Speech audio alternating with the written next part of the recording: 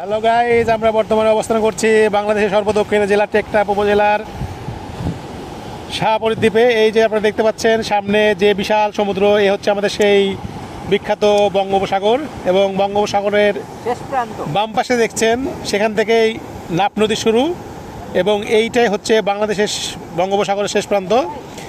এইটা হচ্ছে নাফ নদীর এবং বঙ্গোপসাগরের মোহনা।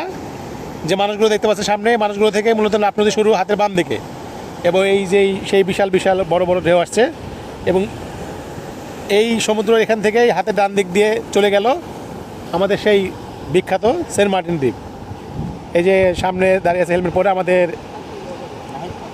Tour mate mister Nahid. Mister Nahid, এখানে কি আপনার ফার্স্ট টাইম এখানে আসছেন আপনি?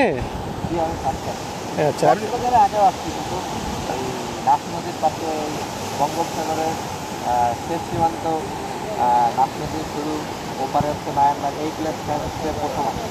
আচ্ছা ভাই, এই যে আপনি যে আমরা যে বর্তমানে বাংলাদেশের বঙ্গোপসাগরের সর্বশেষ প্রান্তে অবস্থান করছি, এর পরে আর বঙ্গোপসাগরের এরিয়ায় নাফ নদী শুরু, এরপরে নাফ নদীর ওপারে হচ্ছে আপনার মায়ানমার। মায়ানমার। এখান থেকে দেখা যাচ্ছে।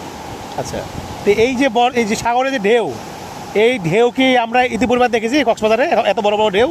কক্সবাজারে অন্যান্য যে বীজগুলো আছে, জি, প্রত্যেকটা বীজ, যতগুলো বীজ হচ্ছে সব থেকে বেশি ঢেউ হচ্ছে এই প্রান্ত।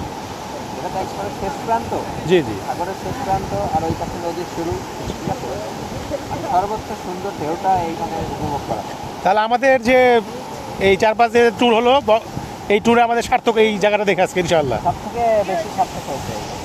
থ্যাংক ইউ নাহিদ ভাই। সবাই ভালো থাকবেন, সবাই দেখবেন, সবাই ভ্রমণ করবেন।